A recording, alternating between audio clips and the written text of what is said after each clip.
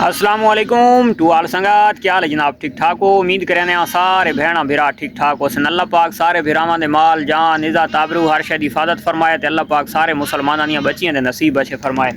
वो देख लें, हमारा भतीजा आया हुआ है और हमारी भेड़ों की कटिंग शुरू हो चुका है। तो आज जनाब दूसरा दिन है। भतीजा डेली आंदा चाचा कात जड़ा ना त्रिखी कोनी, कल बात सैकेंड टाइम शाम में वन के कात लवा के ओके करा के ते यस करा के गेना आ। ते अज सादा भतीजा नाप के भेदा दे तड़खे बड़खे चाहिए आंदा है ते बड़ी सोहनी कटिंग करेंदा पे ते कात दे नाल कटिंग करेंदा पे, मशीन दे नाल नहीं। वो भी मैं अपने दोस्तों दिखवाना भी साडे इलाके दे किंजियां कुतरियां वैंदियां। काफ़ी सारे जड़े कोतरे होंदे न, तो वो भेड़ नूं ढा के लिटा के ते वत कुतरेंदे।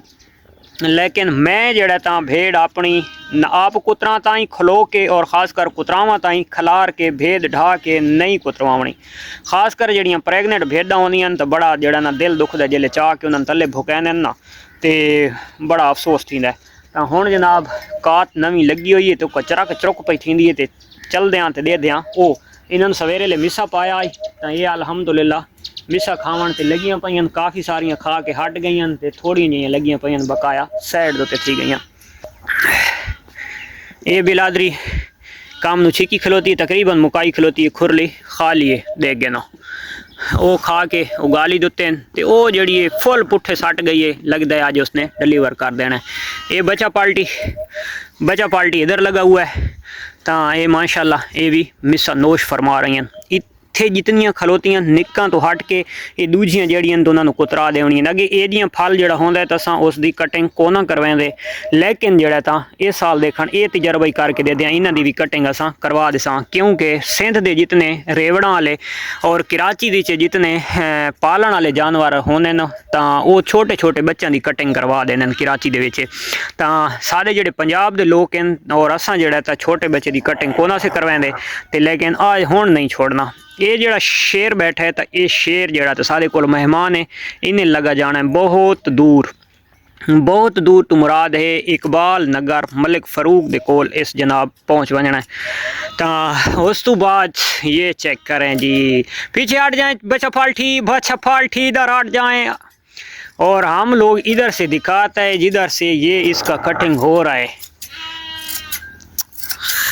हल थींदी पई है भतीजा जिवें भतीजा आज की निकाह टैड नहीं चलती पई हो तो धूड़ा पट्टी आंदी है ना, वाह चास आंदी पई है कि ये जनाब इन्हों इत्थे ये किला लाया ये रस्सी नाल इत्थे बांध के खर लैंदा जाते वाते बड़ी सुकून नाल खलोर आंदियां ते आर भतीजा नाप के इन्हां दे कट चरड़ाहट देंदा। ये चेक करो। ओहो नहीं मेरा आवाज़ सुना तो बर्र थींदी पई है, बार वो नहीं करनी भाई। डिलीवर शुदा पाल्टी ये जनाब मिसे तो लगियां खलोतियां। डोडी जड़ा तो मिसा खा के बह गई है, कोई रश्का तो नहीं आ गया। तो आज जनाब असां वेंदे पाया क्योंकि सादी फार्मिंग को अल्हम्दुलिल्लाह दिन ब दिन हमारा जो काम है वो बढ़ता जा रहा है, क्योंकि जानवर बढ़ते जा रहे हैं। तो ये देखें जनाब, ये हमने ले लिया है, परचेज़ कर गया इत्थे आ गए ये जनाब 6 HP का पीटोर। और अज असां जनाब अपनी मशीन गिद्दी इथों खोल और अज असां वेंदे पे जनाब शहर। ये वो दादी बैठी है जी दादी गिद्दी से, तो इस दादी की कैम वेले मैं वीडियो अपने दोस्तों दिखवाया सा, लेकिन दादी की हुण अजकल सेहत देखो माशाल्लाह। ये चेक कर गए ना, ऐसे जानवर ऐसे होते हैं जानवर। इस जानवर की क्या पोजीशन होती है पुरानी वीडियो की जवान के देखो। तो ये माशाल्लाह अल्हम्दुलिल्लाह ओके हो गई है। ये देखो फद्दी थी खलोती है, इसका मुँह शू खोल के चक्कर खोल के मैं परे रख आया, क्योंकि अज अस इनू खड़ेंदे पे शहर। तो इसनू अस बना के इं आनना है ना, बुल दी बच्चा बना के आनना है मशीन नू। क्योंकि जी ये मशीन है तो ये कम अज़ कम कोई सन 1985-86 की बहुत ही पुराना मॉडल है। तो उसका मुँह शू चेंज करावना है, उसका जनाब सैटिंग शैटिंग अगू क्रॉस धुरा लवावना है, क्योंकि मशीन अस लावनी है बड़े प्रोटोकॉल दे नाल। इन यार मशीन घट लोगों दी लगी हुई हैं जिसकी बड़ी खूबसूरत सफाई के नाल मशीन होती है, तो अज असा भी उन यार लवावनी है। तो ये जनाब साड़ी लाखी की हो रही है अज कटिंग जारी, तो थोड़ी 5 मिनट बाद लाखी की कटिंग हो वजनी है कल यार इंशाअल्लाह। हाँ ये लाखी सादी पहली दफ़ा माशाल्लाह डिलीवर किया है। तो इसकी बच्ची है बड़ी हसीना, बड़ी जमीला और बड़ी खूबसूरत जी। और नेक्स्ट टाइम सादी शहनशाह ब्रीड बन सी इंशाअल्लाह। तो इसकी बच्ची खलोती है माशाल्लाह, ये सामने खलोती है पर ये उस दी बच्ची है। तो ये नानी थी गई ओ सामने पेहर थली चू ओ लाखी, उस लाखी चू एक कजली। आए हाय सुभान तेरी कुदरत। तो इंशाअल्लाह मिल्क ब्लड लाइन एक दिन हमारी भी तैयार हो जाएगी और फेस वाली खूबसूरत फेस वाली ब्लड लाइन भी तैयार हो जाएगी और बड़ी बड़ी लंबी लंबी लेंथ वाली ब्लड लाइन भी हो जाएगी तैयार। और अरे भतीजा भी तैयार है। उसका उस्ताद केड़ा हाल की खलोता है। अरे भतीजा आज कितनी कुतरी सन? आज 4-5 कुतरियाँ वैसे। वेरी गुड हो गया बच्चा। जिस टाइम तेन गर्मी महसूस हुई तुमने इधर इसको ख़त्म कर देना है और घर चला जाना है, ठीक है ना।